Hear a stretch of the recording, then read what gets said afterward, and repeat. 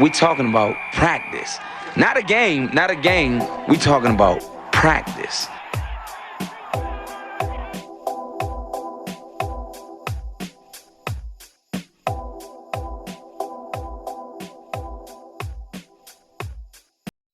Welcome everyone to the After Practice Podcast, and we're doing something different tonight. Normally, as you know, this is a sports outlet. We talk about the Washington football team, Washington Wizards, Nationals, Capitals. But I have a good friend of mine, and she's a person that I go way back with, and she finally was crowned Miss DC. We're talking about Sasha Perea. How are you? Hi, I'm doing great. Thank you so much for having me. No problem at all. And, like I said, we go back a long time. And I remember the conversation we had. So just so you know, Sasha and myself were over at an ESPN outlet in Ashburn, Virginia.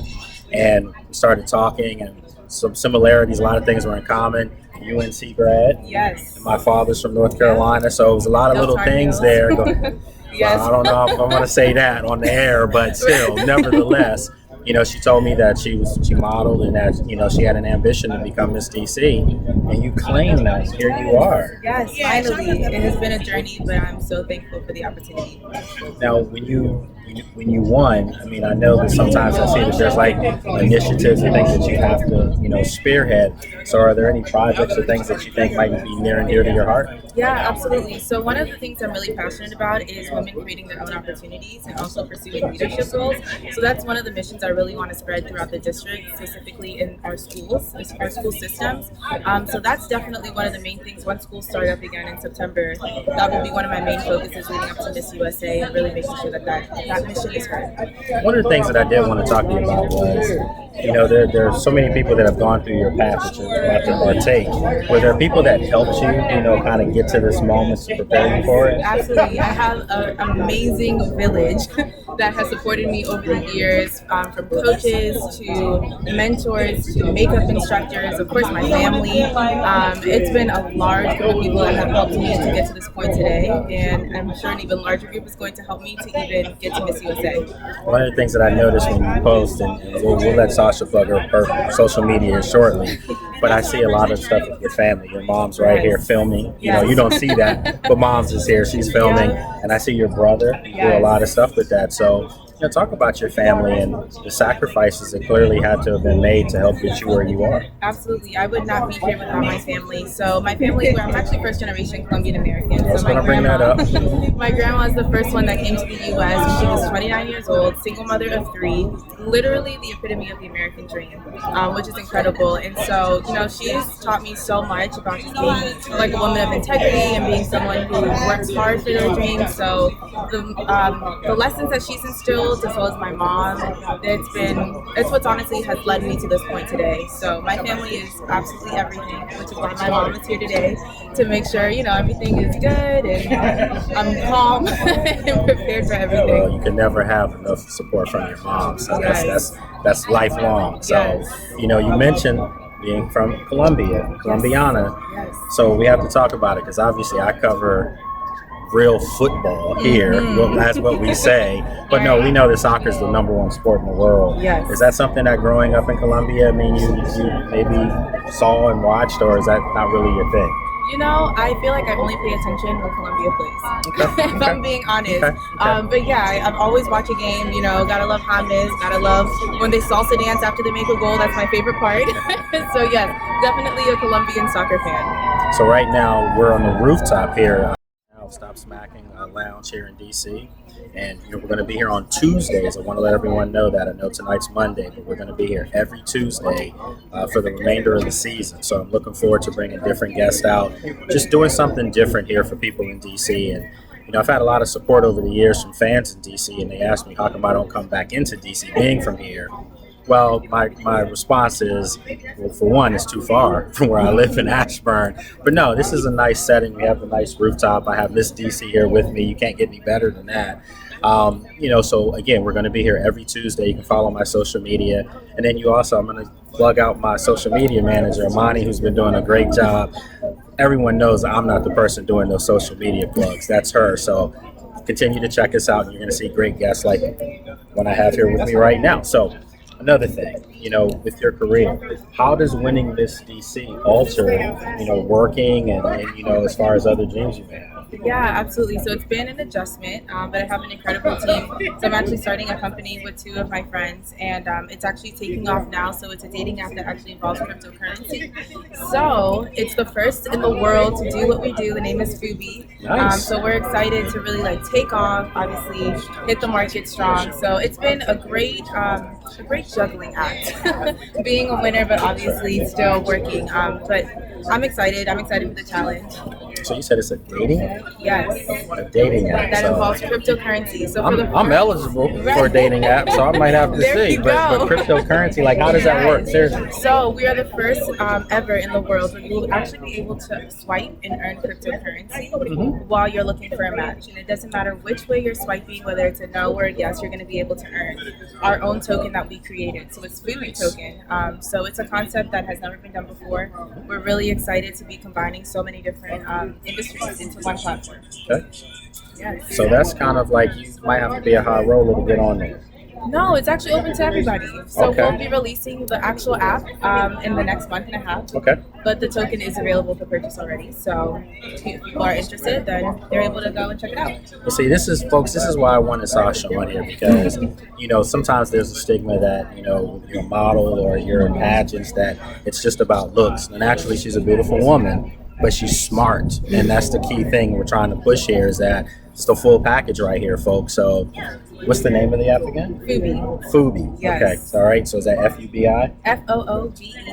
FOOBEE. Yes. So remember that when that app comes Yes. out, you saw who started it right here on the show. So Sasha, I'm proud of you. Thank you. I mean, you really have worked hard for this, and God's blessed you. So you have a big task ahead of you. Yes. But I'm sure you're up for it, and I'm excited to see how this progresses. And we'll keep in touch. But I appreciate you for coming on. Absolutely. Thank you for the invitation. No problem, folks. We're going to take a quick break, and when we come back, more right here at After Practice Podcast.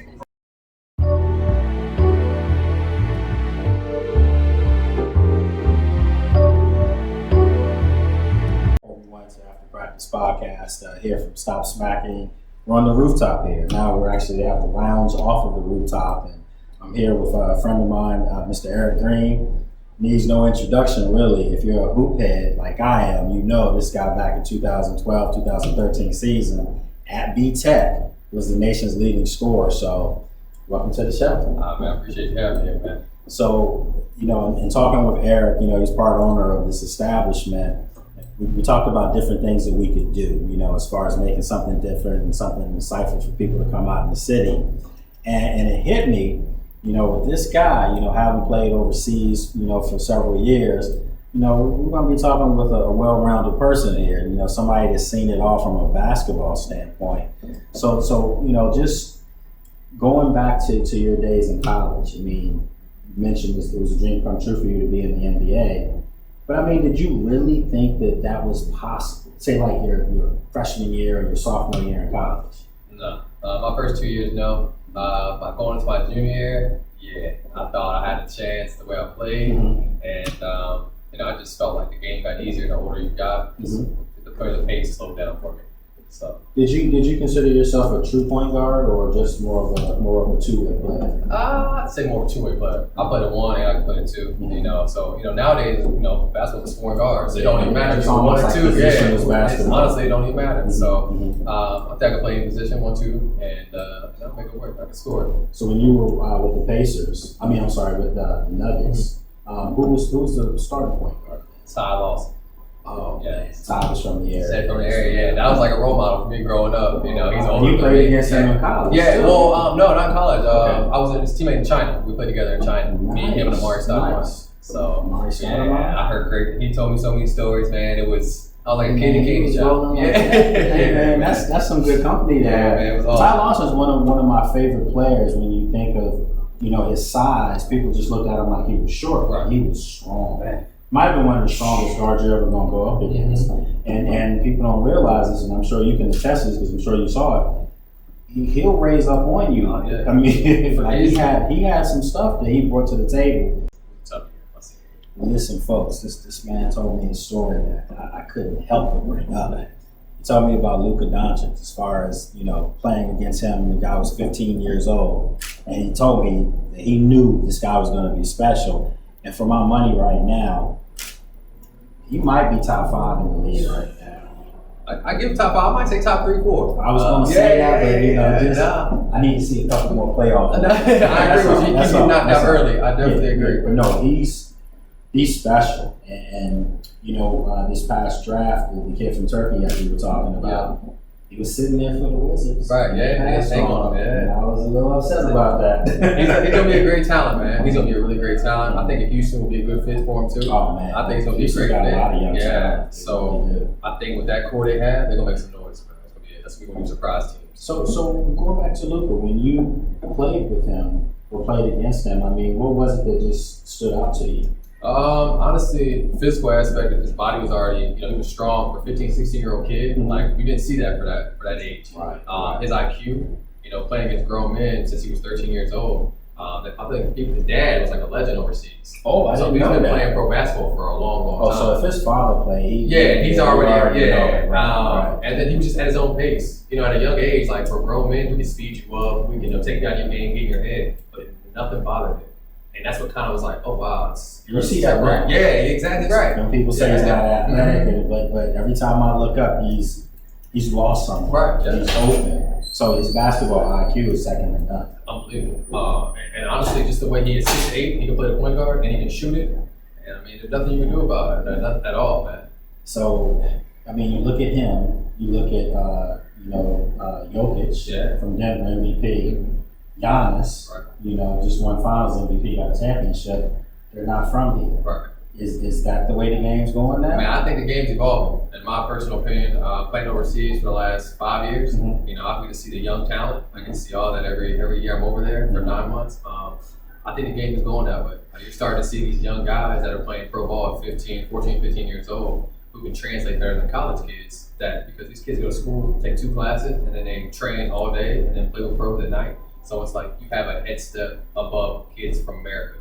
So I think in a few years, man, you're going to start seeing 60 draft picks. I say 50 are European kids now. So really, if you look at the draft, it's really 50 picks because a lot of it's going to start going to transition to European picks. Sure. And kids, going to G League, kids going overseas, kids doing, all these other leagues they're doing now instead of going to college. I think that's why they kind of started the G League. Right, I agree. I mean, some people say, oh, no, it's because they didn't want to have guys trying to go pro right away. No, I think it's because they saw the kids coming from Europe dominating. 100%. So they had to create something here. If I'm a high school kid here, not to throw shade at the G League, for sure. but I might consider playing in the Spanish league, or going over to the French leagues. I mean, they have pros there, and they're proven. Mm-hmm. When you talk about the game now, the Olympics are going on. Right. Maybe it seems like Team USA's kind of recovered a little bit, but I mean, come on, let's be honest. Israel and Iran, right? I mean, they're not going to put up exactly right. Fight. 100%. But do you think that those losses were wake up calls, or was it just what we talked about? These guys don't really play together, and the other guys from the other countries have kind of grown up in the same system. Honestly, man, like I tell people all the time, I don't know why it was so shocking. I think the world was going crazy, ESPN was going crazy, like, oh, USA lost. They lost to a French team. Like, those guys have been playing together forever, and a lot of them play in the NBA. Yeah, so, they weren't intimidated. They weren't intimidated at all. They weren't scared. So I think people understand it's like the European game that the USA is playing is more team-oriented. USA is more talented, of course. But as a team, I think Evan Fournier said that. Yeah, and honestly, it's so true. Like, they make the extra pass, French make the extra pass, they're doing everything right. USA was just doing one-on-one using their talent. And so it's like iso ball. Yeah, it doesn't work. And in the NBA, it works. You can do that with talent. But over there, it's 40-minute games. Every possession counts. So it's like... And you're going to get beat up, too. Yeah, it's so you're looking for calls like in the NBA. There's no flopping over there. If you go down, you really go down. That's what Jason Tatum was saying. He says a lot more physicality, over there than it is in the NBA. And I'm just like, it's a whole different game. The spacing, the court smaller, you can stay inside deep for 3 seconds. In the NBA, you got all that space, you get by someone to dunk. And over in Europe, it's not that. You got to like basketball. Exactly right. It's more physical basketball. Exactly I grew up playing. But the other thing too is that again, this is why I do media. I'm not coaching. Well, I do coach. I coach, but not at that level. Right. But the point is, I wasn't particularly impressed with the structure of that team. It seemed like it was a bunch of slashers, a bunch of guys that are true number ones on their team. They're not used to passing, and they're used to taking the final shots. this looked like it was a bunch of egos that weren't blending together. I completely agree. I think people gotta understand. I think Kevin Durant is the go-to A-man on that team. Sure. Everybody else has to follow line. But he looked like he was deferring. I agree. And he missed one game he lost in the last over 5, over 6 shots, and it's just like it's going to happen. It's okay, But again, USA I think will be fine. But I think they will definitely. You think they're winning the gold? I hope they do, but I don't think they will. I think, Amen. I think it's still and Luka right now is on another level, man. He sure is. Luka's team he's on another level. So let me ask you though, because this is something I've always wondered. The ball.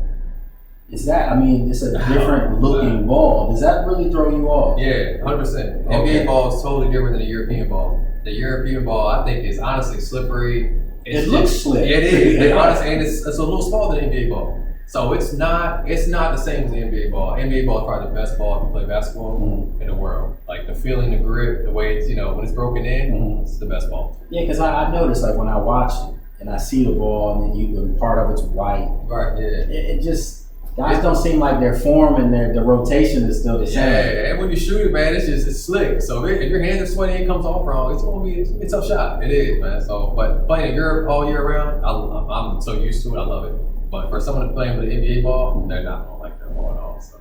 Well, look, I'm going to put you on the spot now because you've played overseas for 6 years now? 6 years, yeah. All right, you played in how many different countries? 5. All right, so have you picked up any of the languages? I can understand Spanish better than I can speak it. Okay. I know some words that that my teammates teach me. I don't think they're good words. But they tell me to say stuff all the time. Pass me the ball. Yeah. So it's crazy. A lot of guys from Serbia that come and play the NBA, they use the word brat. That means like my friend, like how we say homie or something like that. So now you see a lot of guys tweeting, they put on Instagram, like Trae Young when he talks to his teammate, like, "Hey, what's up, Brat?" Or "Good job, Brat." So they're picking up on yes, exactly right. So they're all cool, and they have Bojan Bogdanovic that plays for the Atlanta Hawks. And so I played with him in Turkey. Oh, really? So we played against each other in the European Championship, and he's another one I knew he was going to be a problem when he came to the NBA. Yeah, at a young age, I knew he was going to be good. See, folks, this is what we do. Yeah. This is the kind of stuff that is insightful. It's the kind of stuff that most people don't know. These type of stories. It's not too often you talk to a guy led the country in scoring. That's that. Seriously, man. You take that with you to your grave. Hopefully, not there no time soon. But I'm just saying, that's such a resume thing. If somebody says, "Hey, not play college ball," I could say that to you. You're probably like, "Okay, cool," but. I was leading scorer 2012, 2013, and I was on the bench. So real quick, like what are the things that you're doing right now? What are you working on right now? Right now we just part owner of a restaurant, Stop Smacking. We're here. That was a great accomplishment for me. Still just turned 30, so I definitely want to get into some more things, real estate. But this right here is great because it's a family oriented. I grew up with these guys playing AAU basketball, and they kind of took me in at 14, 15 years old as a family. Team takeover. Yeah, team takeover. Yes. So, honestly, that has been great. We got the guys that we grew up with working here. Guys are owners of it. We all grew up together. So this is a big family-oriented thing, and it's been great. And I think it's going to be very successful. Folks, I can tell you, when Eric and me met, man, we just hit it off. It was like, again, just two guys from the area, and just trying to do something different. And at the end of the day, there's stigmas about us, right, and so for you to be a black man owning something, having a nice place here in DC, the new DC, right, and for me to be doing this immediate and owning my outlet, I just thought it was just the proper thing to come together on this. So we're gonna be here every Tuesday, folks, and I'm gonna have him on more with me, especially as we move back into basketball too, because that's coming up as well. Yes, sir. Can't We're wait. gonna talk about that. Hopefully the Wizards can do some things, but I was disappointed with that draft. Kisper's a good player, but Got better. He could have got better. Could have done better. And to me, I'm wondering, is that he's a Bradley Beal type, and I'm wondering, is that like insurance policy type stuff? Even though there's no comparison. Yeah, right. There's no comparison. No, I Just a understand. shooter. Yeah, for sure. Maybe we'll see. Maybe we'll see how they play together, and pan out, and all that. I just don't. Honestly, I didn't think that was a great thing. Nah, the Wizards. Sharif Cooper. Yeah, he's sitting there. You just traded your point guard, so he's very talented. He can come right away. Where did he end up going? He went like the 40s to the Atlanta Hawks. He's gonna be the backup point guard for Trae Young. So yeah, man. Wow. Yeah, they're gonna make some noise, I think. That was a great pickup. Wow, that's a brilliant pickup. All right, so hey, this is the stuff we're talking about, folks. Remember, you can check us out, After Practice Podcast. Subscribe to this on Apple, Spotify, iHeartRadio. You can watch this presentation on YouTube as well, and then also on sportsjourney.com. So we'll have more coming up when we come back. So hang tight.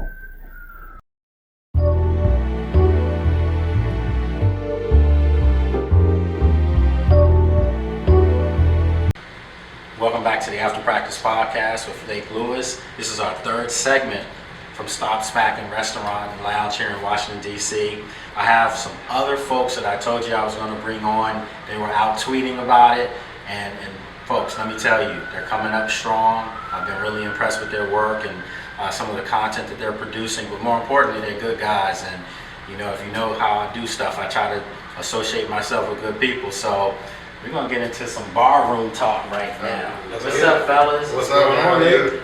Listen, before we even say anything, I'm going to let you plug yourselves.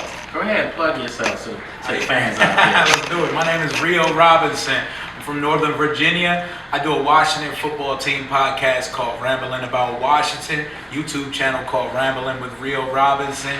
And I'm also a fan ambassador of the Washington football team. I actually just spent the week down in Richmond mixing it up, having a good time. I actually connected with Lake down there, and I'm here right now. So that's what we're doing right now. Absolutely, absolutely. My name is Jalen Morgan. I also have a Washington football team podcast. It's called the Bleeding Burgundy and Gold podcast. You can find us at Bleeding BNG on Twitter, Instagram as well, and we're available on all podcast platforms. And we also have a YouTube channel. You can search Bleeding Burgundy and Gold, and all our content will pop up. Yeah, I mean, you know, I'm impressed with you guys. And like I told you before, I mean, I have a platform, and I got to put it to use.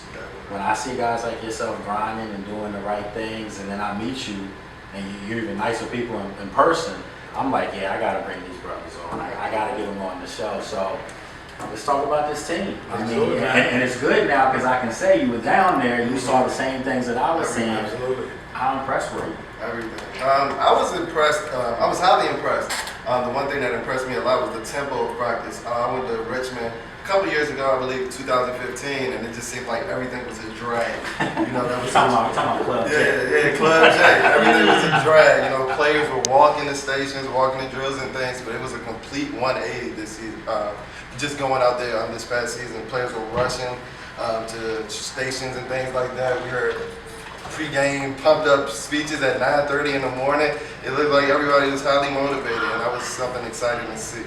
I know for me, my biggest takeaway wasn't even something on the field. It was the atmosphere. It was the accessibility, the transparency. Team President Jason Wright's walking around talking. I had the electric slide with him. I was going to say, electric slide. You know, he just came up, dapped me up, talked to us. We kicked it for like 20 minutes. I met Mrs. Snyder. Like, I never would have thought that Tanya Snyder So was down to earth. Yeah, it just, the whole vibe, it feels like there's a real close-knit family organization coming, and you can just feel the culture changing right in front of our eyes. And on the football aspect of it, yeah, like he said, the tempo of practice, the seriousness of it, I hear coaches grilling dude. Like, it sounds like a well-run machine from top to bottom, and to see it firsthand in person, it was a great experience to be out there for the week. I mean, you're talking about coaches grilling dudes. I mean, years past, coaches get on players, and you see the coach walking out the building with their bags afterwards. Not now. The coaches are in full control of this outfit. And if you ever needed that leader in Ron Rivera to be just that, they have that. And I think guys respond to that. And, you know, it just doesn't seem like there's a lot of egos out on the field. Absolutely. Guys they're chirping with each other. I mean, they're going at it, but that's what you want. That's competition. That heat does it to you, But too. right, of course. As soon as you walk off the field, the same guys that were arguing are walking off the field with each other. Shining it up. You know, and that's what you want. So I'm excited about this year. I mean, this is my 10th year covering this team, and I've seen it all. I mean, literally. This might be, collectively, you know, 1 through 53, this might be their most talented team. I agree. And it's young, so it's only going to get better and better and better. So for you young guys, you know, I'm not going to date myself because they're younger than me, folks. You haven't really seen a winner. You haven't seen sustained winning. Absolutely. And when guys like myself talk about You know, the Riggins and Theismann. Good old days. The good old days. Glory days. Y'all probably tired of hearing them stories. Yeah, man. Like me personally, I've never even seen a season where we were just a relative good team throughout. Every time I've seen us make the playoff, we went streaking at the end of the season. It was a 7-game win streak, a 5-game win streak, 4-game win streak. I've never just seen a like nice steady product go through the season. Yeah, I want to know what that's like. I was born in '91, the year we were 14-2 and won the Super Bowl. Yeah. I've never seen anything. Let me tell you how good those years were. So 1991. I'm about to date myself. I was second time I'm doing it. You know, my tradition is I got to shout my school out. I was at Penn State. We are. So, 91, all the kids from Philly, they were bringing up the body bag game. And I'm like, y'all have a Super Bowl. I'm all the Steelers folks. Y'all living back in the 70s. Southern days are over. People used to literally come up to me on campus and say, man, it must be nice to have a team like that. You just every year was Super Bowl or bust, literally. And you guys are just like playoffs and hope. We do you one better. I'm 25. I haven't seen an 11-win season at all. I have not either. At 29. So never. Let's just say that. And I'm so glad you guys brought that up. That's a great segue too. This team is the only team in the NFL that has not had an 11-win season in what's it, 24 years. Yes. That's bad. But guess what? They're gonna get one this year. I think because I predicted 11-6. I did too. I went 9-8 when the schedule first came out. When we did like a training camp preview, I said, you know what? I'm drinking the Kool-Aid fully, and I'm going 11-6. I need to see it, and Fitzmagic, I need a consistent season out of you because, like he said, it's the best situation he's been in. It's phenomenal. I mean, what we can hope happens this year. And and I said I do my bold predictions, and I said I think that this team's gonna win the division. I think they're gonna do something no team in the NFC East has done in 16 years. It's They're 04, going 05 back Eagles. to back. Yeah, so they can get it done. It's not gonna be easy, but nothing's ever been easy for this outfit ever. Never. But I think if this team were to go back to the playoffs, win the division again, and then the name change coming up, I don't care what the name is, people are gonna be okay with it because they see where this is going. I said before, if they had the name Cupcakes, As long as those cupcakes are winning, we right? rocking cupcake shirts. Absolutely. Give me some sprinkles. I'll be the first in line with a cupcake shirt. That's the name of the game. I mean, winning cures everything. Everything. So Ex-Tiger. So I'm gonna throw something at both of you guys though. It's gonna be good for your fan base to check out. So you guys bleed burgundy and gold, I'm sure. That's your nice little plug. But if they change the name and they change the colors, let's just say they did go red, white, and blue, which some people were bringing up, would you be cool with that if they're winning? Okay. I'll start. Me, like I can stir things up on Twitter sometime. By the way, follow me, real_Robinson91. There you go. But I didn't witness the glory days, so I have no attachment to the name, HTTR, the colors, or anything. So me personally, it would not bother me any because at the end of the day, how I feel about it is you can sell me whatever name. Give me nice uniforms, some nice looking merch, and not some generic gas station looking stuff. And I promise you, I'm on board with it. Win some football games on the field. It would feel a little odd at first, but I honestly think that the team color should be a deeper burgundy and Vegas gold rather than mustard and wine. No, it should be that glitter, that gold when you see it. Just pop at you. That gold. Yes. Yeah, That's what it should. something that is gold. Red, white, and blue though, what you think? I don't know. I think I'm on the opposite end of the spectrum. I do agree to you. In a sense with the name. I wasn't too pressed when they decided to change the name. But changing the color and the complete branding of everything, I do want that organization to still have some sense of that identity from my childhood. Just maybe bringing that nostalgic feeling back. So maybe I'm being selfish. But I would still support this team definitely because I'm Washington through and through. I definitely. So this is what I try to tell people. The true tradition of this franchise, it's not the colors, it's not the name, it's not the marching band, it's not the hogs, it's the fans. Right. It is. That's the tradition. The fans are loyal. I mean, loyal almost to a fault. So I'm kind of leaning with Rio here. And I do have attachments. But I don't have attachments to the point where you tell me, okay, we're gonna keep the name, we're gonna keep the, the colors, keep the traditions of the bands and the fight songs, but we're gonna keep losing. No, I don't want that.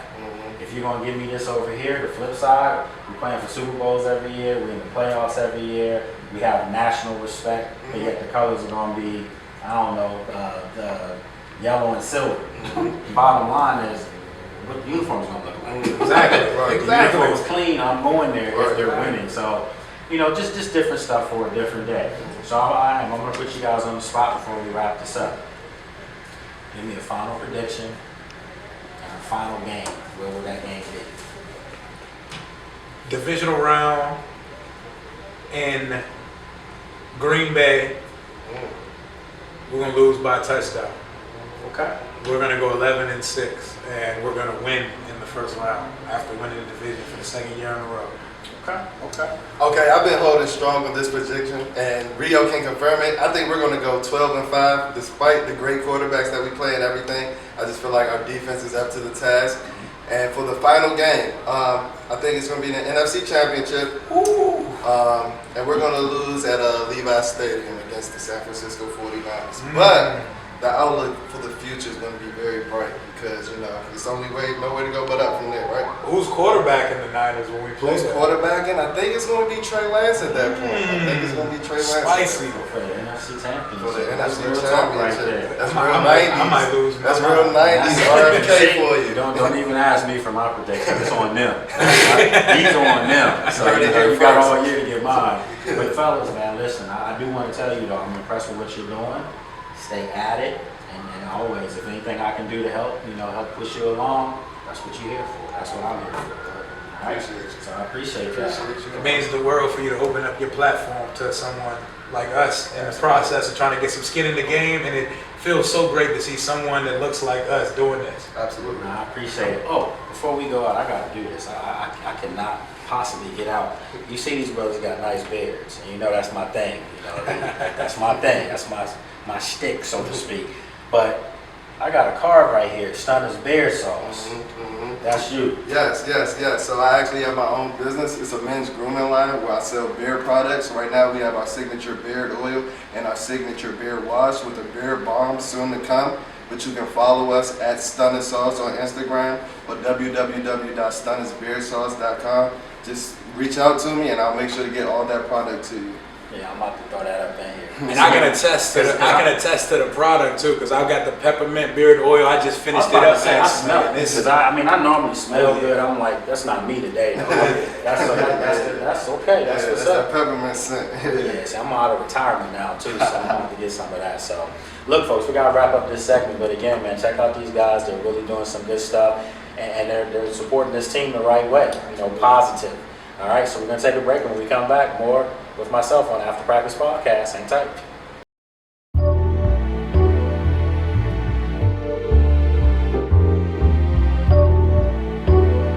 The After Practice Podcast from Stop Smacking Sports Lounge here in Washington, D.C. I have another great guest, and just real quick, how about the guests we've had for the past several segments? Sasha Perea, Miss D.C., Erick Green, former NBA player, led the nation in scoring in college in 2012-13. And then also, we just had two aspiring podcasters come on with us the last segment, doing a great job as well. But this person right now that's coming on for me is like a little sister to me. We go back a couple of years now, and she's been out grinding, has a great show and podcast, Seawall Sports. You can check her out there. Miss Candi Waller, how you doing? I'm doing well, big brother late. She always says that. Yes. She always tweets and says, my big bro. Yes. But yeah, this is a person that, and I have to say this in front of everyone. She's grinding, she's doing everything right, and she's trying to get, the full credentialing that a lot of people have that some don't deserve. And I'm just going to come out and say that. So, I have a platform to try to help, people that I care about and love, and she's one of them. So this is good, man. This is good. I just so deeply appreciate you giving all of us a platform like this. You you know, you're a leader in this industry. You're a leader in this area. I will tell anybody, one of the first times I walked into the Washington football press room, Lake was one of the first people to even acknowledge me. Okay? Like, let's be clear. Like, even to say hello, and even though there was another person in the room. So I will always tell that story because it's true, and I greatly appreciate you for it. It was supposed to be done. I mean, and I say this because, again, I didn't have that. I didn't have a mentor in this game. And everything I've done and learned, kind of had to learn on my own. You know, so it was my family. It was my close friends were the ones that I had to lean on. So, you know, I'm a friend. We're close friends. And, you know, so when you have that, it makes it a little easier. But more importantly, you have those friends who are in the game to be able to tell you you're not doing anything wrong if you're not in it. Your time is going to come, but you just have to be patient, and God knows those steps that you are taking. So it's coming. It's already there. I mean, you've already built a name for yourself. That's already success in itself. I appreciate that because, you know, I need that encouragement because sometimes it gets hard. You want to just quit, like, okay, I'm denied again.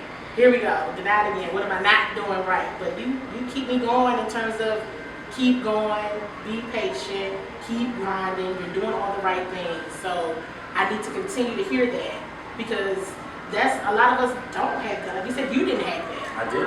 Well, let's be honest about it. I mean, you know, just not to be political, but just being real here. When has anything ever been easy for us? Exactly. I mean, it's still not easy for us. So, and that's not throwing anybody under the bus or, you know, any people who are against us. I mean, if you're against me, you just lit the fire for me. That's all. But there's more people that are pulling for you. Not just black people. There's white people, Asian people, black people pulling for you to be successful, and those are the people that you focus on.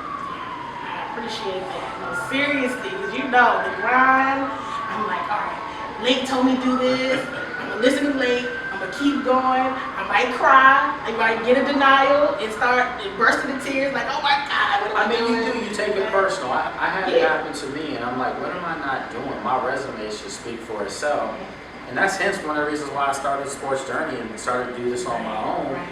But the funny thing, Candi, is the first company, the first group of people that supported what I did and said, hey, we're going to pick the tab up for this business and have you out here every day doing your shows, it was Disney. So if they see something what you're doing, then you have to follow suit. And I'm forever grateful to those people down in Orlando that believed in what I was doing.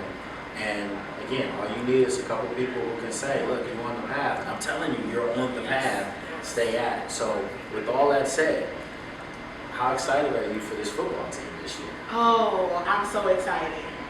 I'm excited. You know, it's one of those things where with everything last year with the pandemic and the new coach, you know, with Coach Ron Rivera just coming in and all of the kind of protocols with COVID, you're like, didn't even know if there was going to be a football season last year. I'm like, you know, I was laying back like, this is not going to last long. Right. You know what I mean? Right. But for the team to have the success that they did under Coach Rivera in his first season, while he was going through battling cancer and just all of the rotation at quarterback, just I couldn't believe it. So this year, I'm like, there's some more expectations. You know, last year was like no expectations. Now it's like I'm ready to see what's up. And they believe in themselves. So it's like today was the first day of practice back in Ashburn. Last week we were in Richmond.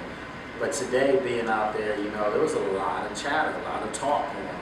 And, you know, Montez Sweat, you know, J.D. McKissick caught a screen. And Montez Sweat ran him down and shoved him to the ground.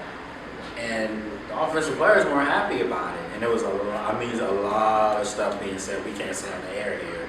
But the point was so much that after the practice was over, you know, Ron Rivera addressed us and said that he actually had to tell some of the guys, look, don't cross the line. You got to tone it down a little bit because we're teammates at the end of the day. So he told Montez, you know, you don't want to hurt one of our own guys. But to me, that shows you a different competitiveness about this team, that they're going at it against each other. And I mean, they're indoctrinating Sam Cosmi. Chase Young and Montez Sweat are making it a point to let him know he's not ready for this yet. Welcome to the NFL. Right. But if that kid has to play against those guys every day, Yep. it's not going to be anybody else. It's going to be that much harder, Exactly. for him. Right. So I agree with you, Candi. I'm excited about this team. I'm excited about this year. I've been putting everybody on the spot today, so you already know it's coming. The question is, give me this team's final record and tell me what game they either win or lose in to end their season. To end their season. Okay. So I'm probably one of the people that's a little more optimistic. I mean, I had this team winning at least 10 games. So I have that 11. So Okay, we're all on the same right, all page. right. So we on the same page. Okay. Now I'm looking at the December games for the NFC East games. Yes, that's when it comes down to That's it when all. it comes down to it all. So that and it's so key because they have to stay healthy all year, right? I mean, we don't even want to really get into, or maybe you do, the whole COVID protocol situation and what happens if a team has to forfeit a game or there's an outbreak. But you also want everyone to stay healthy. And trying to keep everybody healthy until December when those key NFC East games are, that's going to be tough. It's going to be tough, especially like you said with the schedule that they have. They have some tough games, but they're young. Oh yeah. And sometimes when you're young, I don't want to say you're naive, but you just don't know any better. True. So I think that that's something that's going to play in their favor. Right, The young right. football team is aspiring to be really good. I have them at 11-6. Yeah, okay, so I have them at 10. I mean, So right I mean, there. that's right there. A 10 win season, that gives you the last 2-3 games you're playing for that division. You're playing for the division. 11 wins, you're having a home playoff game Yep. because you're going to win the division. Exactly. So, what game does their season end in? I really haven't, and maybe the NFL has gotten even into my head. I think it goes down to that last game. I think are they in Dallas? December, what is it? It's the It's last week. the last week. It's the last week. So I definitely think it's. Okay. I think they're going to go down to the wire. Do you have them making the playoffs? Absolutely. Okay, so what game in the playoffs does their season? Oh, Is it I think Super Bowl? I think this team. Everybody hold your horses. I'm a skeptic when it comes to this team, but I definitely have them going to the division game. Okay, that's fair. That's fair. I mean, The division for certain. Okay. This team can make some noise. don't you say that? Own that. You know what I mean? Because you believe that, Yeah. and I do too. Yeah, I mean, and I'm hearing all the reports with Landon Collins. I think that's for some reason Landon Collins is Oh, listen, Landon Collins. I'm telling everybody this right now because I'm out there. Landon Collins has lost weight. Landon Collins looks faster than I've ever seen him, and he's making plays. Like right now, there's no way you can take him out the line. wow. That's how good he looks. And I'm a big Cam Curl guy, Right. but they're playing him and Cam Curl together. Ooh, yeah. So right now, this defense is just loaded. So it's going to be a nice run. I'm really excited about where things are going to go. Yeah. So real quick, folks, we're letting everybody come on today. All my friends, everybody that has their own great outlets. So I want you to be able to plug, Seawall Sports and the great show that you have. So here's your chance. I appreciate that, Lake. So everybody, you can find every week I do a live Facebook show, Coaching from the Couch on Seawall Sports and Entertainment. I just had Lake on from Richmond last week. Lake is going to be on again toward the end of training camp, so we can stamp these wins and everything. But for sure, Seawall Sports and Entertainment on Facebook. On Twitter, it's at Seawall SE, and on Instagram, it's at Seawall Sports. Folks, this is my girl right here. It's, just a good person.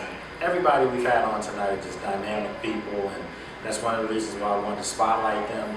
Obviously, we bring athletes on, and right now guys can't come out because of training camp. But as the season progresses, we'll have the athletes on. But at the same time, there's other stars in the building, and it's these guys. So check her out, and again, check her out on social media as well. If you can't find them, all you gotta do is pop up on my pages, and you'll see all my friends up there with me. So again, Candi, my girl, I appreciate you coming on. We're gonna be doing this more often for sure. Yeah, thank you so much for having me, and I can't wait. All right, folks, we're gonna take a break. When we come back, we got more stuff coming up. We got the Washington Road Warrior coming on soon too, so he's lurking. I don't think he's gonna be able to pop the champagne bottles, but we're gonna get him on shortly. So hang tight. We'll be right back.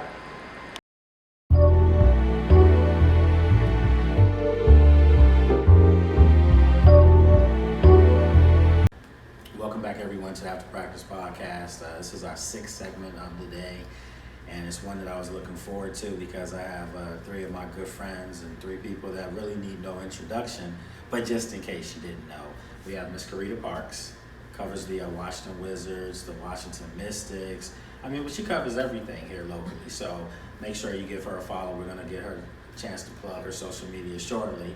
And then we have Miss Donna Hopkins, the Can you say OG in the business? I think she OG. Yeah. Triple OG. All right. And then we have my friend Wole Akinso, my boy. What's going on? I like calling myself a new OG. You know what I mean? Like a new age OG. New age. All I know is you took my seat. You took my seat there. Look down. I want all the smoke. You know what I mean? I just want all the smoke. I know. You just want to show off your golden tennis shoes. All right, we good now. We good. You ready for mine, Mike? You see why I said I was waiting specifically for this. I waited till the sunset and everything for this one because I knew it was going to be sheer prime time entertainment for us. I need the sunset. Lord knows. Darkness need the sunset. You know what? So, and to do this off the cuff, we're not going to talk Washington football yet. Yeah. We're going to talk Washington Wizards. And the queen right here does a great job breaking them down. And I have to ask you, Carita, what the hell were they doing during the draft? Yeah, I want to know. Oh, yeah, I was a little disappointed in the draft. I don't understand, and I would say that for the past couple of drafts. I mean, we haven't drafted the past 2 drafts. I mean, Denny's talented, so was Rui, but I feel like there was so much talent still on the board in those drafts too, and even this one. But I feel Tommy Shepard has his eye on who he has his eye on, and that's what it is. But it's definitely some interesting draft picks. There's always talent on the board.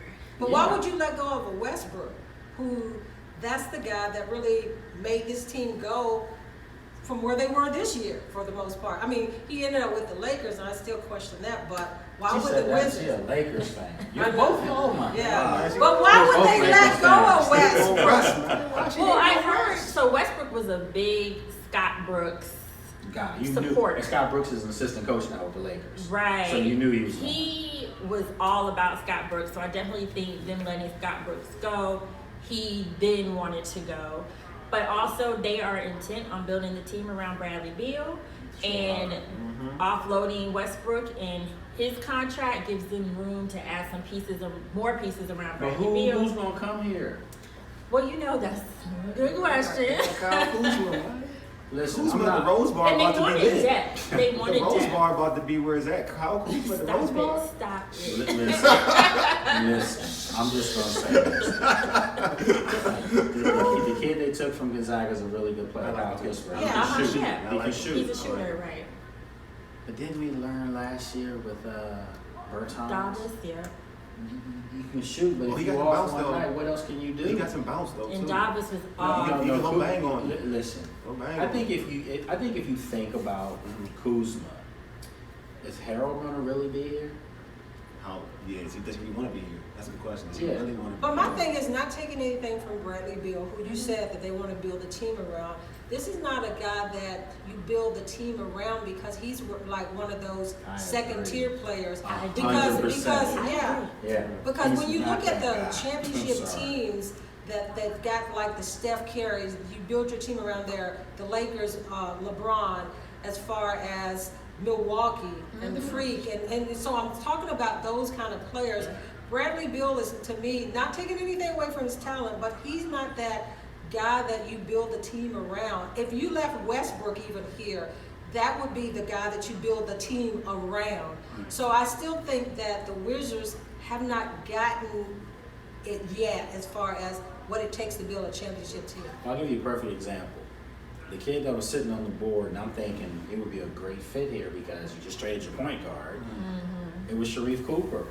He's sitting there, and guess who takes him? the team that wanted a backup for their star player, Trae Young, in Atlanta. So Sharif Cooper's in Atlanta. Yeah. That's a brilliant move right there. They just building that team. Exactly. So when I see teams take guys that make sense, you look at Golden State, they took Kuminga. That's a great move. And then you back that up, you take the other kid from Arkansas. I mean, you see where they're going. Those are like the next wave of their young guys now. They can take minutes away from Steph and Clay to save them. Watch out for them. Watch out for the Warriors. That's my other team too, by the way. Are you saying you don't know where the Wizards are going? I'm saying not only do I not know where they're going, Or their decisions of. I don't even know if they're in a direction to go either. Anyway, I mean, there's like, what are you doing? You're gonna roll out there. Realistically, your starting lineup right now. Who's your point guard? Is it Cassius Winston? Well, I think your free agency, they're going to have to look at a starting point guard. Like Spencer Dinwiddie? But are they going to spend money for him? That's the question. I heard he's at the top of their list. Lonzo Ball was an option, but he just got picked up by Chicago, literally. Not that long. But you knew that was going to happen. They wanted him from day one. But you get a new coach in here, a young coach, not proven yet, and then you don't put around the pieces to make him successful right off the bat. That's a disjustice for him.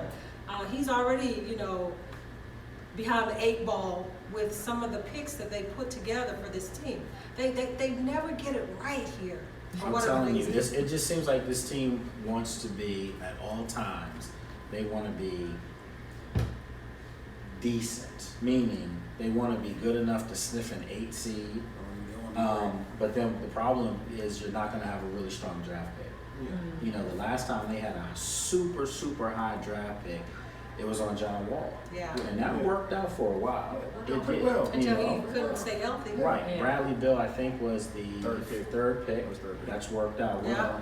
But if you're picking 14 through 17 every year, I'm sorry. I mean, Rudy Hachimura is a good player. He's getting better. Yeah. But is he really a guy that you say is entrenched as your 3 or your 4 for the next 10 years? I just don't feel like they have. I was just gonna say, I just don't feel like they have anyone that has that killer instinct on that team. The closest they got was Russell Westbrook, as far as having. At least he had that. Yes. And it was rubbing off on others, but they just, and even with Bradley Beal, to your point, talented, love what he does, but when it comes down to that clutch shot, he never makes the clutch shot. And to me, if you're going to be a star of the team, we have to be able to depend on you. You're going to be a max player. I need you to have maximum results when you shoot. So to me, Bradley Beal's a volume shooter.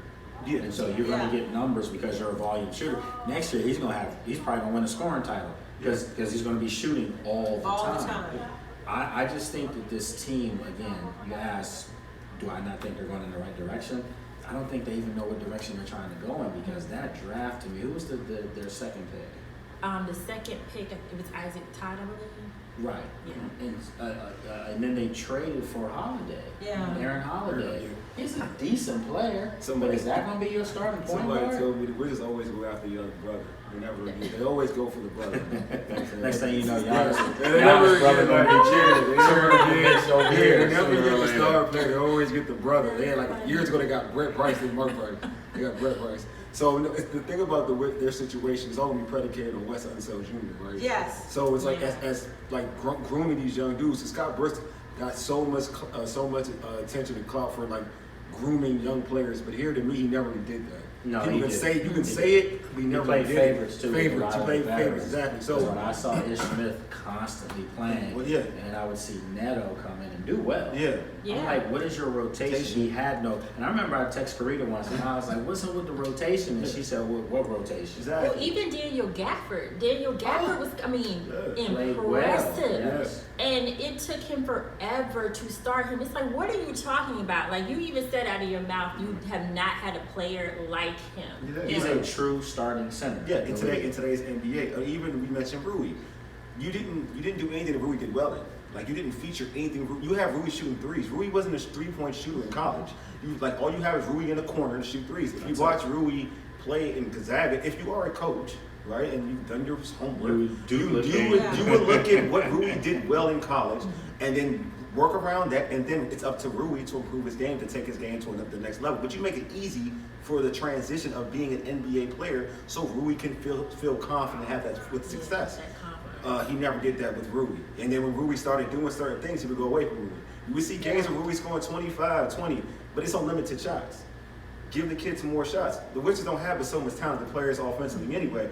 I'm not saying take shots away from Brad and Russ to that extent, but you can give Rui some shots to give that confidence level. So to me, it's all predicated on what Wes Unseld Jr. is going to do with this team and the young players, because we want to see what Denny can do. We'll see more of what he can really do. And it's going to be up to the young players, too, to work over in the summer to get their games right. And Rui, see what he's going to do with Rui. Because if he is what people have been saying about Wes Unseld Jr., if he's that person, a guy who's gotten these young players to play better. We see what happened in Denver, a lot of those young kids, how they have now, once they got that opportunity, they also had supreme talent. Oh, I agree. I agree. Michael Porter Jr. was already one of the best players coming out of high school. Murray, I mean, those guys are all, they have a legitimate big three. Yeah, they do. They do. Will Barton wasn't a bad player, and they've got talent. But name, seriously, on this roster right now, orchestrated with the Wizards, name two players that will be surefire starters on every other team in the league. There's only one. There's only one. I won't say Cruz. I can't get Cruz that cloud. Yeah. but like you said, that's why he gone. Yeah, but like you said, smart basketball. They didn't understand how their rotation was, and they weren't a good defensive team because teams just destroyed them. Well, that's what Unseld's strength is. Yeah. So hopefully he'll make them better defensively, because that's one area that they were terrible. It's just that they never got better. No, didn't get better. And that's why I say, no offense to Bradley Beal, you're bringing in a new coach, ushering a new era. You got to move Brad. You had to me, draft night should have been a bunch of picks, because they should have moved Bradley and they should have moved Westbrook. To build that team. Absolutely, because when people keep saying, but they're going to still be in rebuild mode, well, that's always been the case. I was going to say, when have they not been in the rebuild mode? So my thing is, this was the deepest draft in a long time. Next year's draft's going to be just like this year's draft. Yes, they had some nice opportunities to get They could have grabbed 3 or 4 young players. Maybe the wins wouldn't have been there, but I tell you what, you might want to buy tickets to watch them. Who wants to see this team now? I do like Cassius. Well, what do they normally do? They buy tickets to see the other teams. As a young player, you give him Cassius Winston was really good. I like Cassius Winston. But I think Scott Brooks totally took his confidence. Sure. And he's not developed. Yeah, he's not developed. Yeah. I think you give him the opportunity to see what he can do. Not saying he's going to be an all-star point guard. I'm not going that far. But I feel like he could be a good role player in the NBA for like X amount of years. He's that kind. He has that type of makeup to me. All right, folks. I mean, this is what we do. I mean, I told you this is why I want them on, but now we're going to switch gears and talk about the Washington football team. And listen, Donna was in training camp with me, and we saw some impressive stuff at times. I mean, they're definitely a different team on the rise, and very competitive, spirited team. But I think Donna and me are probably in the same boat as far as the quarterback position. Let y'all talk over this. I mean, we heard a little bit of this earlier. Actually, Fitzpatrick is a veteran, and I can't take anything away from him. He's been in the league for a while. But when you watch him hold the ball, I mean, he holds the ball even today. He was holding the ball forever. And the only benefit of the doubt I can give him is he's seen every defense known to man. So maybe he's just processing stuff to get a feel for things, and his full offensive line is not intact right now. Yeah. But then I see Taylor Heineke come in, and he may make some mistakes, but he's also playing so much faster, and his decisions are much faster. So again, maybe Fitzpatrick's still figuring out the playbook and things like that. But I just think if you're playing with a shaky offensive line, what kind of quarterback do you want with a shaky offensive line? A mobile one. Yeah, exactly. And that's what you have with Heineke. So, just Well, my Ryan, 2 cents. well, I told them, I said, my biggest concern on the offensive side of the ball is the quarterback situation. Of course. With all 3 of them, because I think that they came into the season not solid there. So, but in Ryan's defense, I heard him today say that he was still getting acclimated to Scott Turner's offense as far as understanding the playbook, as far as getting acclimated with the receivers and so forth. But you said that he's been around a while, so. That's what I was about to say. But different offense. It's like different languages. Yeah, different language, different things. So getting on and at training camp, the thing that concerns me is he's small, and he got a lot of balls batted down by that defensive unit. I mean, it was almost like basketball, knocking down balls and all that, and they were on him. And they didn't even come where they couldn't touch him. I told Lake, I said, he's gonna get sacked a whole bunch with the offensive line. He was back there looking for 5-6 seconds looking, and I'm like, are you kidding me? You got 2-3, maybe 3 seconds to get rid of the ball. To his defense, it is against a defense that's supposed to be one of the best. Yeah. So hopefully that can help him when he plays other defense. I have a question for y'all that I asked Donna this too. So you think they're going to miss Morgan Moses on that right side?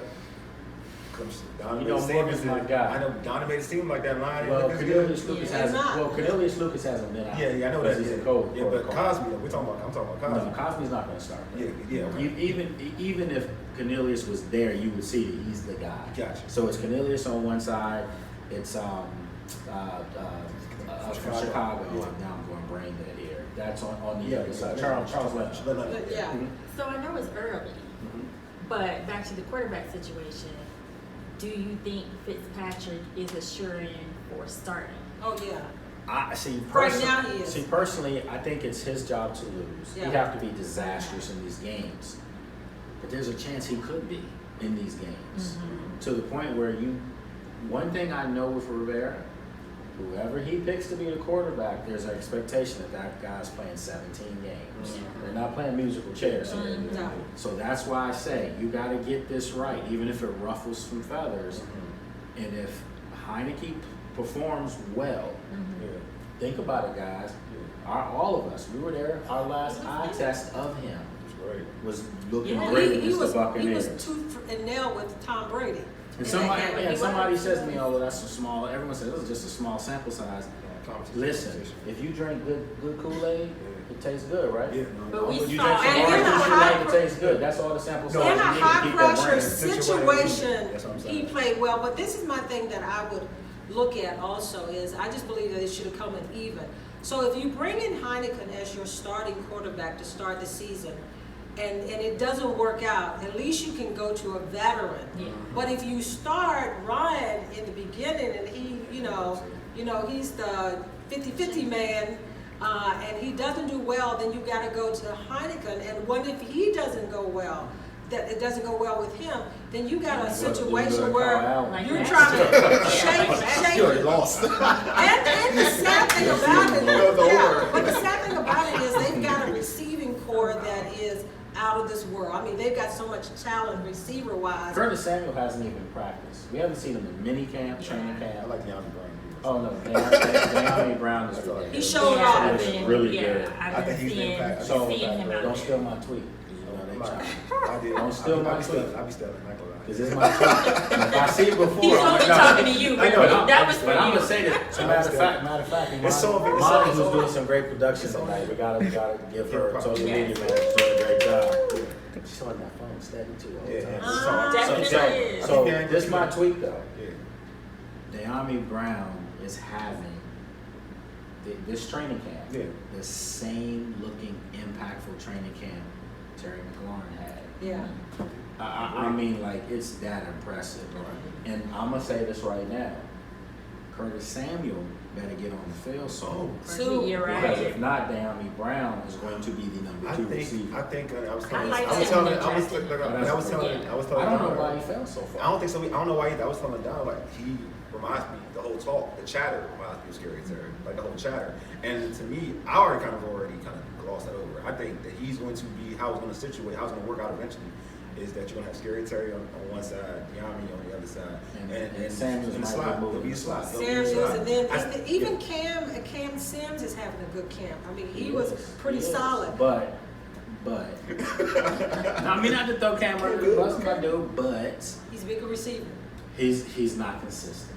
And that's always been his But they're not problem. gonna let him go, you know why? Because he's a big target. He's not going anywhere. And he's gonna play special teams. You got there's two other DeAndre guys that are Carter. playing well. Carter, and then you got DeAndre Carter is playing Yeah. really well.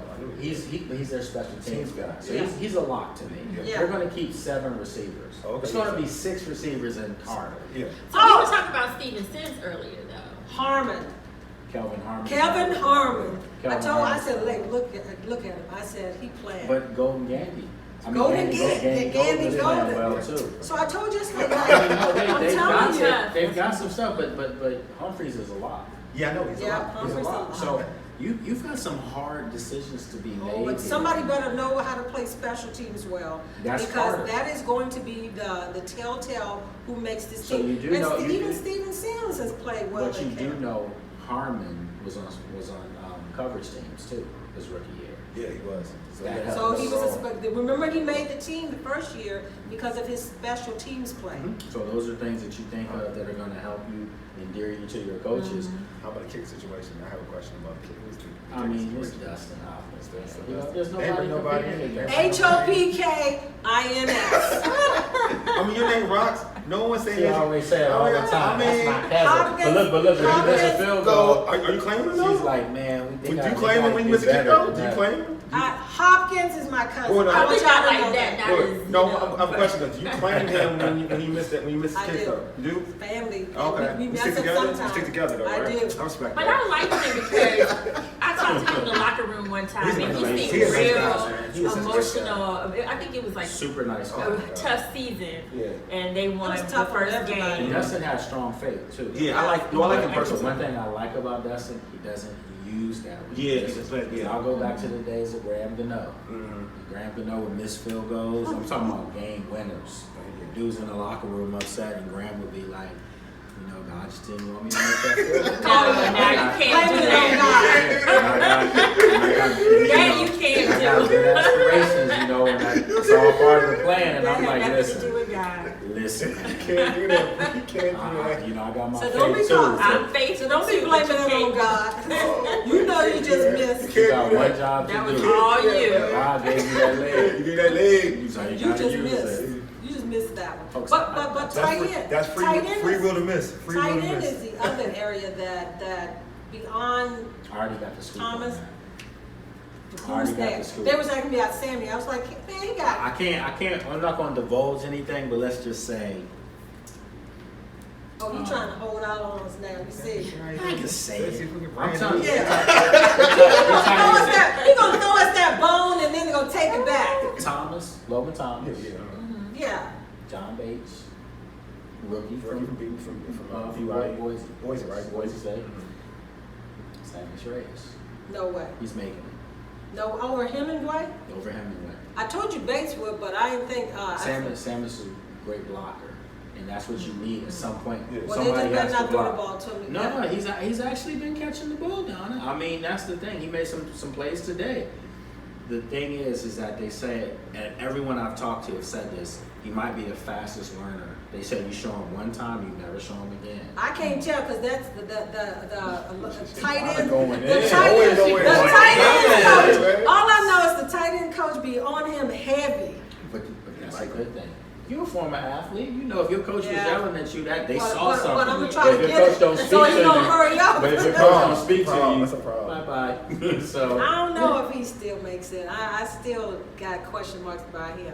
I mean, who you gonna pick up? Hemingway's been dropping some balls.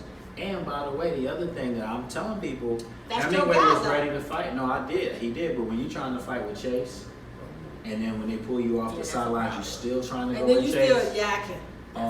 But Sammy too, when That's- he but was. Samus just said they don't want to try it, and they left it alone. And then he was up in the stands. Hemingway Be was quiet. going and going and going and going, and they trying to pull him off, and he still telling Chase, "Oh, you gonna feel me? I promise you." Oh yeah. Oh, that's your investment. Yeah, you gotta. Yeah, you Control. try. Rivera Control said that they yourself. needed to calm back down. He said that today. Yeah. Said they had to tone it down because they were going at Friendly it. competition Montez is Sweat good. has really hit a different gear. I heard. Oh, The yeah. attitude is so much different.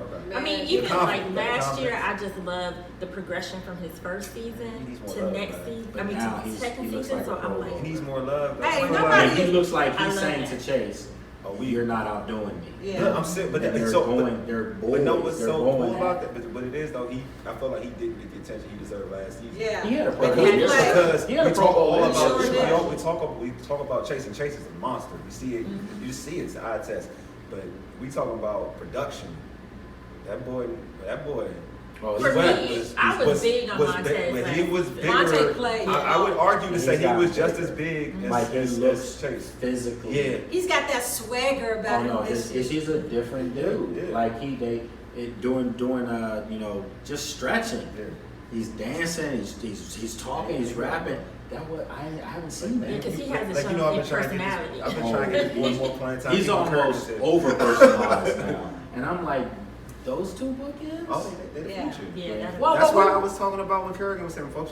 But now I'm not going to. You ain't gonna do that. Not going to. Ryan's my dude. I'm not knocking Ryan. Ryan's my dude, and Yeah. he's a lifelong Washington guy. Yeah. But let's just call it like it is. These two. On his best day, Yeah. he couldn't do what these two Not guys these can two do. guys. Yeah, They're just great. they're freaks. But the freaks, thing yeah. that's going to concern me this whole year, we haven't even touched on, is this vaccine, and a lot of the players haven't gotten the vaccine. She wanted to bring I that know, up. I know it was about 30 helmets that I In the saw. middle of the auxiliary field. Yeah. And they had to look, jokers had to come out there and put their shells and stuff on and live in front of everybody. I'm talking guys coming out with no shirts on. Oh, yeah. Had to dress Outside. because of that. And people were like, why? Those are the unvaccinated players. And those are And a the lot of guys them who are have the starters. vaccine, who Have a who band have the on? shot, Yeah. they have bright yellow bands. So they make sure they stand out. Well, some of them do. Some of them have them on, some of them don't. But these are named players that haven't gotten it. But the concern. I think they want them to stand out. Yeah, probably so. But the concern is the NFL already came down with saying, look, you may forfeit the game and you may not get paid. And then you got a coach who's got an immune system that's compromised. Yeah, that's the biggest that already they've got about 6 players on the COVID list, and we haven't even gotten Got through more, a you got week. Deron Payne's down. Yeah, and we haven't even Ionitis and then Sheriff was on there. We haven't even gotten through the So second who are all week the of guys, practice. though, Don, I think we talked about this. Who are all the guys that are getting it? The linemen, Yeah. David Sharp. Because you're right up on top of each The other. guys that are going at it. See how makes sense? Yeah.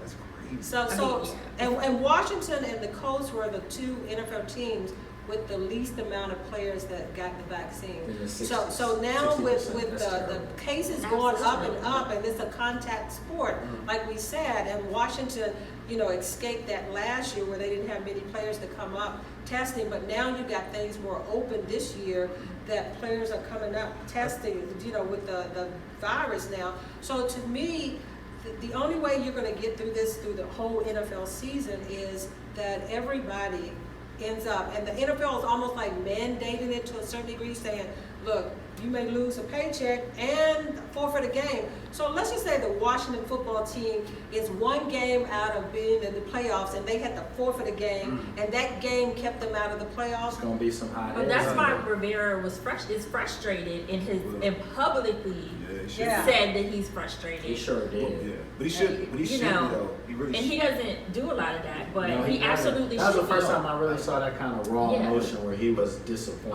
Oh, he was. But he should, because again, to Don's Frustrated. point, like this is your coach, like it's your teammate, it's just like a brotherhood, this is the family. So, this dude just had cancer.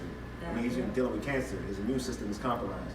So if you love your coach, right? Because like everyone speaks this language, we love Coach Rivera, we love it. Last year's all we We're heard. there in the We're there in trenches. Actions speak louder than words. So you getting this vaccine That's a great point. puts his, now he doesn't feel now he feels, if you get the vaccine, he feels safe.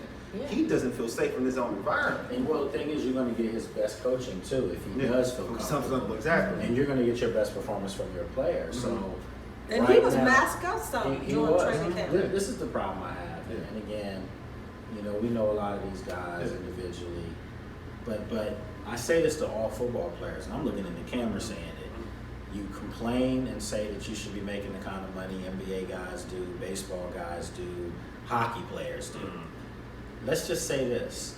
Not only could you make the same kind of money, you can make more and be playing way less games. You only have 17 games. These guys are playing 82 games in basketball, 163 in baseball, 70-something in hockey.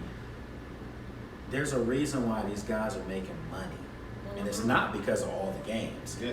It's because they're doing the right things. I mean, for basketball to have a bubble and then this year get through another season, that's 2 years in a row.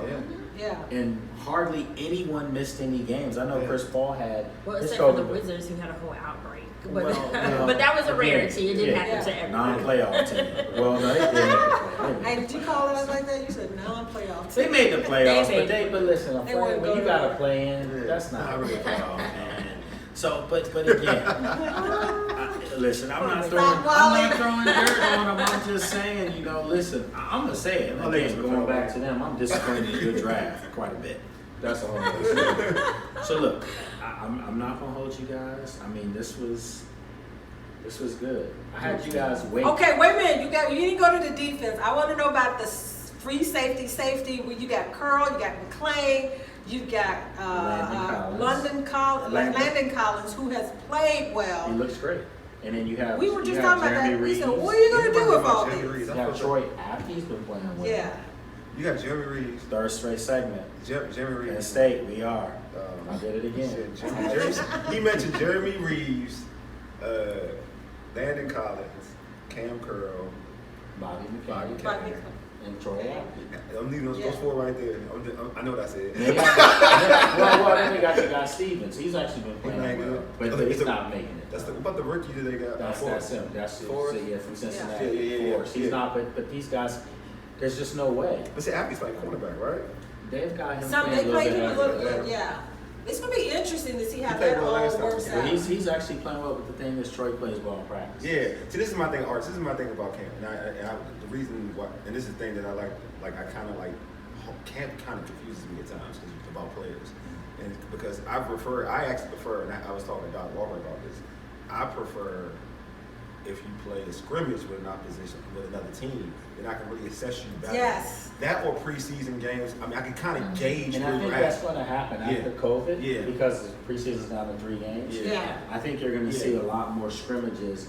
If you're Washington, you're probably going to scrimmage more against Pittsburgh. That'd be great. You're going to scrimmage against the Yeah. Ravens. I think What's going to happen is that second preseason game, I think, is going to be dress rehearsals. Yes. Yeah. Your second game is probably going to be against your regional team. You could have scrimmages all week long With up that until team. that game, and now you're getting some good work in. Yes. Because the That's third how you- preseason game, nobody's Nobody playing. played. I feel like that's how you assess it. That's how you can assess these players for real. But remember, Washington did have like Houston come in here where they fought that whole time. That's New real. England, and New England said we didn't get nothing out of that really. When New England was here, Yeah. I kid you not, Tom Brady did not have a ball hit the ground the whole 3 days they were here. It was unbelievable. Yeah. So I've seen those scrimmages are good. That were also the scrimmage too, where when the Texans came in. Yeah, that was Not the just fight. a fight, but I vividly remember D'Angelo Hall yeah. across from DeAndre Hopkins talking a lot. And DeAndre Hopkins said, "I only fear God, dog." And the very next play, he put a move on D'Angelo, and D'Angelo went down. Yeah, And I I'm just That's like, the Achilles, right right? They there. show that clip That's the a Achilles, lot right? It was too. unbelievable. Yeah. Talked it, and did And it. claimed it. He just said, "I only fear God, dog." like, wow. But you know That's what? powerful. Other teams across the NFL did have other teams to come in during their first week of They did. camp. Pete Carroll But left. Washington actually just didn't do it this year. But I that, mean, it's but the way COVID. it's going It's to COVID. happen, Yeah. the way it's going to happen is like you said, 3 preseason games. Bring in those other teams. You'll be able to find out a lot. I can't tell anything much in practice, but a little bit. But it's when those preseason games Certain come. guys have stood out. Cole Holcomb stood Yeah. out. That's also I the think he'll be- preseason yeah, I think he'll be guys, fine. like you said, who didn't stand out in practice. Yeah. Cause Kind of some- come cause that certain dudes- competition, yeah. it gets real. Because I You feel hope like this that's what- offensive line is going to stand out when the Because we talk about competition we comes. talk about Ryan Fitzpatrick, and I've heard this before in the past in other venues. Yeah, he's a gamer. veteran. Some Yeah, people are he's- gamers, yeah. and so you see it in even. I know what I said, Donnie. Look at me. I know what I said. Look at me. I can tell you looking at me. You know that stare. I can see it. I felt it. I felt it. I didn't see it, but I felt it. You know what I mean? I've heard the same. Yeah, I just certain people are just good at games. So You know I who was like that? Who?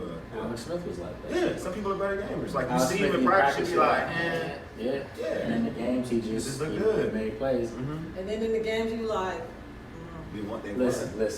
You are so hard. Donna is- when you want a total quarterback critic, This is the one, man. This is the hey, have I been wrong? I This said, is the one. Hey, have I Donna been did wrong not over the go years?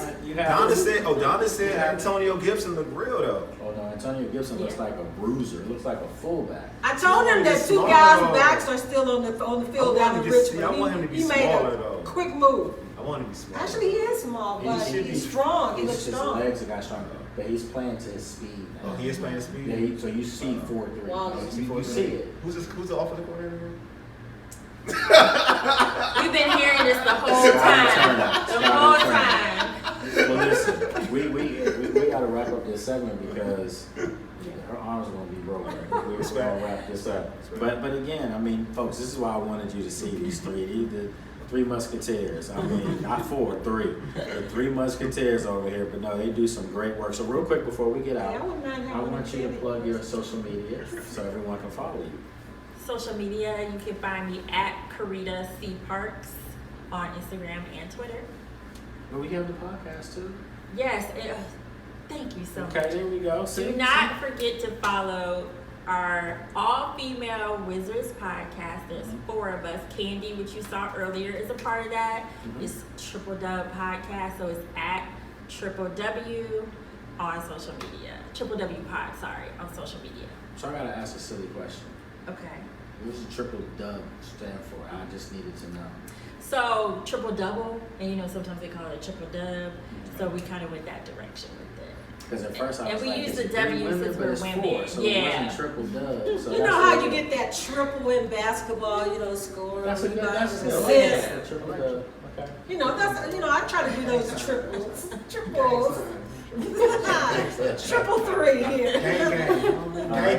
So Donna, what's your social Man, I'm media? trying to think of all my Tony McGee's Pro Football Plus. Check us out there. DJ Hop on Instagram and also Twitter. And then Donna J. Hopkins, you could probably pull that up and find me on all those outlets. Let's just start. Triple OG. Triple OG. See how she said it? You can search it, you gonna find me. See how she did that, right? Low key saw how she did that, right? I'm not going to have no G move like that. Just find me online. I should do that. Find me online. You know that. So where can they find you at? Actually, on Twitter, you can find me. Well, I like to use the Urban Sports Team. Our podcast Twitter handle is at Urban Sports Team. If you want some ignorance on Twitter, you go to my personal Twitter handle, which is at Wole_USS. And our podcast, Urban Sports Team, airs Tuesday nights live 8 to 9 p.m. Eastern Standard Time. Not Western, Eastern Standard Time. I'm not on the West Coast. And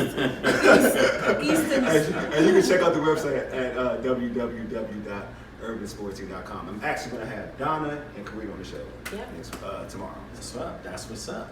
So let's we got to wrap it up. This was a long segment, but it was worth it. This was the longest segment of the day. Wally, why didn't you stop talking? Why you blaming me? See, why you gotta do that? You the one that search at Donna. You gotta search her online because she famous at Donna. Get out of here. So, we'll see you again on After Practice Podcast. Take care. I'm watching.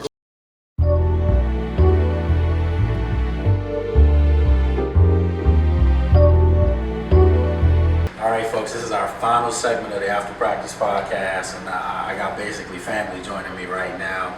I'm gonna go way back with this gentleman right here, Mr.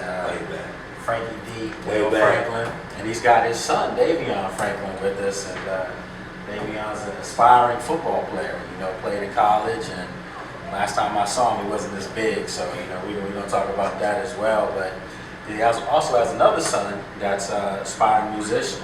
You know, so Dyson Alexander. So we're going to talk about him a little bit as well as we go through, and plug his social media, talk about him. But listen, folks, let me just tell you, these guys know their stuff. You know, they know their sports, they know their football, they know their Wizards, they know it all. So let's break it down. We don't know nothing else. Home base. DMB. Look, I mean, you play, man. You know, what's your take on this football team here? Man, it's a QB situation. Mm-hmm. Like we never had Redskins never had a justified QB who's just solidified, who's shot for a good 10 plus years. Mm-hmm. Never had like a QB who's gonna stick out for a good 10 or 15 years. Yeah. Everybody's just gone.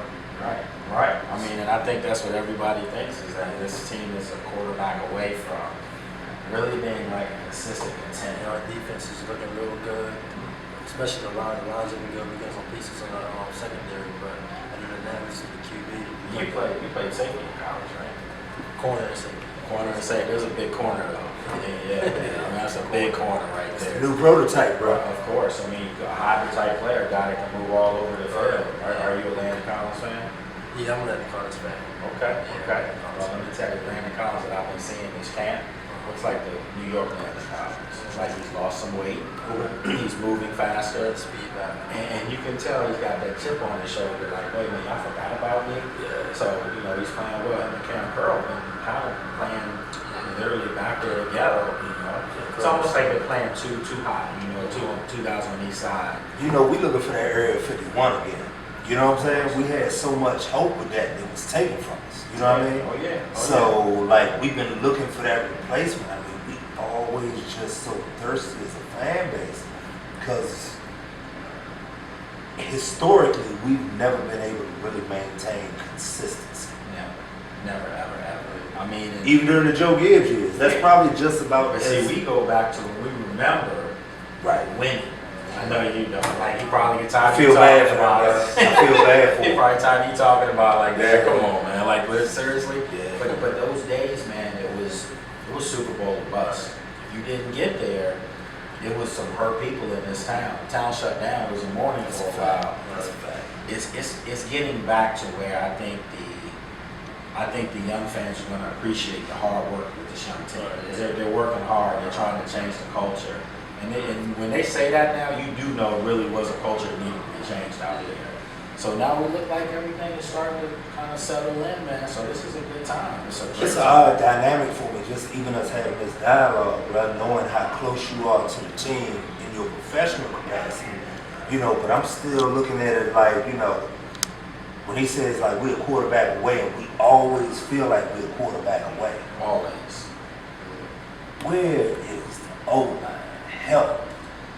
That's fair, man. That's fair. And then when you get rid of a veteran like Morgan Moses, you hope you have the pieces that are going to fill in for him. Right. I think Cornelius Lucas will be your starting right tackle.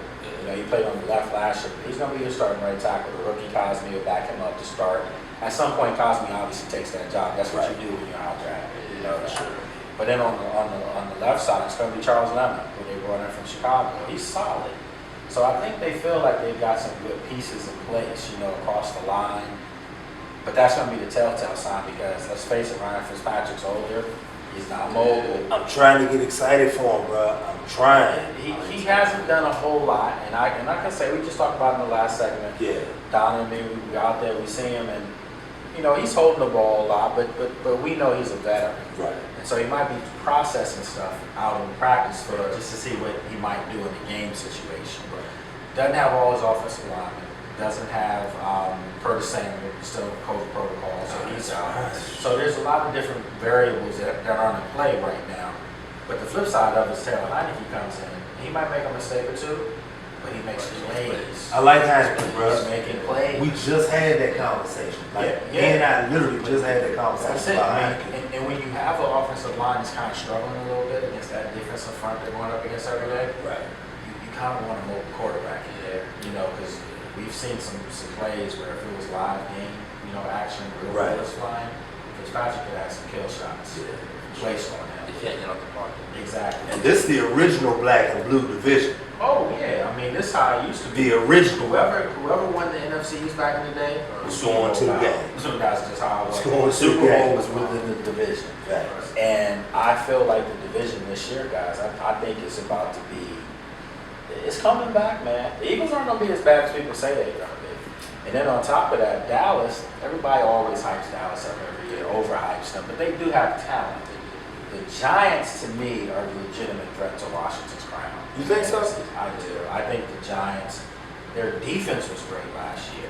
They're going to be better. I saw the craziest thing that I saw. Not to cut you off, brother. I saw the craziest quote the other day where somebody actually said, out of their two lips, that the Giants QB, Daniel Jones, was more athletic than your man's. Dak Prescott? Dak. No, that's bad. Yeah. Bruh, that probably was the most ignorant statement I've heard aside from the baby's call to action and rolling back. I mean that. I mean, listen, that was bad too. Yeah. But no, he can move around, but Dak Prescott just, he makes things happen at all times. That's why he's a threat. The problem I have with both those quarterbacks are, I think if you don't make Dak have to beat you, but just let him play his game, he's going to beat you. Yeah. Daniel Jones, the same thing. If you're asking for him to single-handedly beat you, it's just not going to be a good look. And that's going to be the situation here in Washington, too. The quarterback in that division that is going to be able to beat you with his legs and do different things is Jalen Hurts. Right. Jalen Hurts is a guy that's going to, we saw that. That's a I fact. don't know what the outcome of that game was going to be against Washington, that final game. It was tricky. Take him out. Yeah. He was giving them fits. It was, bro. So again, I don't think the Eagles are going to be as bad as people think they are. I think each team is improved in the division. They're going to be banging. They're going to be battling. And the best team that comes out of that division is going to be a problem for a divisional playoff game. What's your thoughts on the name, bro? I mean, because you're so close to it. No, I just, like I said, I told the gentleman earlier, listen, if you tell me, man, I want to keep the tradition, I want to keep burgundy and gold, I want to keep the name, I want to keep the band, I want to keep, just the hogs and all the traditions. Yeah. But we're going to still lose. But you tell me over here, we have a yellow and silver uniform, totally different color structure. You have red, white, and blue. The name could be the Cupcakes, but I'm guaranteeing they're going to be in 3 out of the next 5 Super Bowls. I'm signing up for that over there.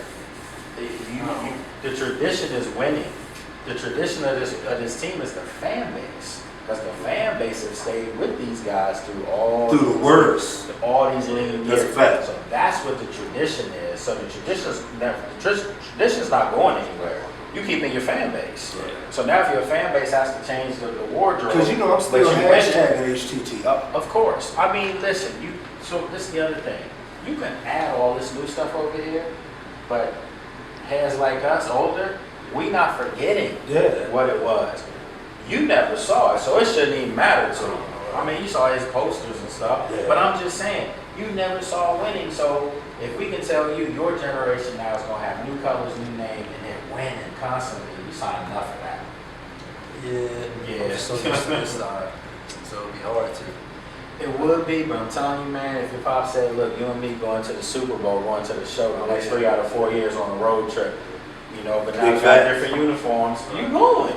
Right. Yeah, that's it. Because, I mean, even with the losing history of the team over the last over 20 years, it's been a long time, bro. My oldest is 26. Mm-hmm. He's 22. So imagine, I've seen it. Bruh, all they seen is us hopping in the whip every summer going to training camp. That's bad. I mean, it's like just me and them rocking since they was yay high. That's tough. Going to training camp. But see, we from here, man. And I'm telling you, even talking about like Dallas, That's no rivalry now. It's Not not. like what we saw It's when not. back in the day, literally, and folks, I'm not making this up. You could not focus that week in school. You couldn't. You couldn't get your bearings, man. You waited for that game. The games always came on at 4 o'clock. When they played in Dallas late in the season, it was always the second game at 4 o'clock. The game here was always a Monday night game. It was, when I say life or death, man, it was bad. My pops was a Cowboys fan, and my mother wouldn't let us talk for a couple days. No joke. Like, I don't want nothing to do with them. That's hard. And if they beat us, if they beat Washington, I can't say us being in the media, but I'm from here. Right. If they beat us, my father would walk by my bedroom door. Yes, to taunt me. And I couldn't stand it, man. But those were just good days, man. And those games meant something. Every time they played it mattered. So that's how that rivalry will come back. That's kind of dope, bro. Kind of be able to have that vibe with Pops with y'all airtight, but then on Sunday. Oh no, we weren't messing with we each beefing. other. Yeah. We weren't messing with each other. And he used to always walk around and say, same old sorry Redskins. I just couldn't take it, man. Yeah. So finally, when everything turned, and Washington just started beating up on Dallas for a good amount of years. Yeah, bro. His thing was, it was about time. Right. Couldn't let us have it. So. Right. But yeah, but you know, like you two, man, you know, you guys doing stuff, hanging tight, man, that stuff's important, you know. And now seeing you play, I mean, what's that like to see him, man? That's you. Bruh, I mean, that's better than me, which makes it that much better for me. You know what I'm saying? Like, bruh, it ain't nothing like seeing your mans on the field, and when you get out there, you already know what he gonna do. Like, there's never a doubt about my mind. He's so quiet, he's so mild-mannered right here. Yes sir, no sir, real quiet. I already know. I already know when you get on the field, it's a different turnout. Bruh, when you touch that field, bruh, it's like, that's where you get your aggression out. Yeah, that's wrong. Different league. So what's your aspirations now, man? I mean, are you like this your last year? It's my last year. Trying to get drafted, or after the season, I'm trying to get to the league. I have one more year, not this other year. Then I got like the grad year, but after this year, I'm trying to get to the league. Just don't get agent yet, so you can test the waters. Yeah, if you don't like it, then you can grad transfer somewhere. So yeah, man, just be smart about it. But you're gonna be in the league. You're gonna be in the league for I'm sure. kind of thankful for that COVID year. Because about that COVID year, I feel like that was a blessing in disguise. A lot of people were like sick that we didn't have a season or nothing like that. But like, for I took it as like a chance to get better. Sure. Like everybody ain't gonna be lazy, complacent, whatever really at. But I took it as like an opportunity for me to get better. But this season, I feel like better for. If he can't play football, he can model. hey, bruh, I mean, look like an action figure. Yeah, man. Look like a sexy action figure. This joker rocked up, man. I remember you like this, and now he came in here like, I'm Mr. Lewis. Like, what was this? Like, wow. But nah, man, congrats, man. And let's continue success. We're going to keep praying for you to keep doing your thing. And your pops and me, that's like my brother right here. Yeah, bro. Yeah. Hey, look, I'm excited, bro. Like, it was funny when, Dr. Phil was talking all that wild stuff about Slippery Rock last year. Like, bro, tripping. Like, he must don't know how they get done. No, and they won the Peace like year before last. The Slippery Rock, a lot of folks at Slippery Rock used to come up to State College when I was at Penn State. Yeah. So we know Slippery Rock a party school. I already know, man. Yeah. But no, it's a good school. They ball. And they got a great football program. They do. So they yeah, do. man. So keep doing your thing, man. Sure. I'm gonna have to come check them out sometime this year. Yeah, bro. Over the invite. Let me rephrase that, because I tell everybody I'm always gonna try to check them out during the fall. But it's tricky because you are consistently in season in your media space. There's some places this year, like they play in Vegas, I'm there. They play in Lambeau, I'm there. They play in Atlanta, I'm definitely there. So yeah, we got some things to work on, but I'm definitely gonna try to make it a point, man. Because if there's anything I can do, like I said, I'm trying to help everybody who's on this platform today. If there's anything I can do to get a coach your info, and let's do this, man. Okay, keep it in house. Yeah, bro, that's what's up, man. Hey, look, I'm just excited for Lake Lewis. Thank you, brother. Sports journey. Thank you. All of the new ventures, the new endeavors. This is dope. I really feel like this is something that can bring the city together. Yes. Because we do not have for a specific demographic. 100%. That's all I'm just saying. We don't really have what we have it in you. Now it's time to really it's time to cultivate it. And I think for me, in my non-corporate capacity, you know, I feel like I'm able to really help kind of facilitate some of that stuff. So I'm excited about being able to help. Always up. Just bringing your son out. You coming out tonight to support. I mean, we up here. It's almost 11 o'clock. And this is just what we do. So hopefully, your fans, you like this kind of content.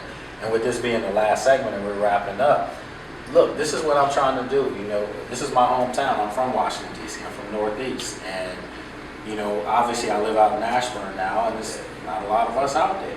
But with that being said, to have an opportunity to be back here in the city doing this and spotlighting some of our own, that was a big deal to me. It's not going to always be like this every week. We're going to have some athletes coming out. We're going to have media people with different faces, different genders, the whole nine.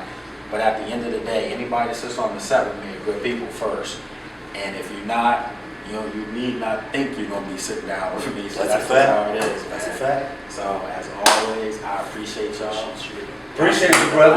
Man, this is good. Yeah, this is appreciate it, man. to do. This is a super dope platform. And Your whole team is the bomb.com. Again, we gotta give Amani love. Yeah. Because she bailed me out today. Well, I ain't gonna lie. She giving me all the energy I need right now. So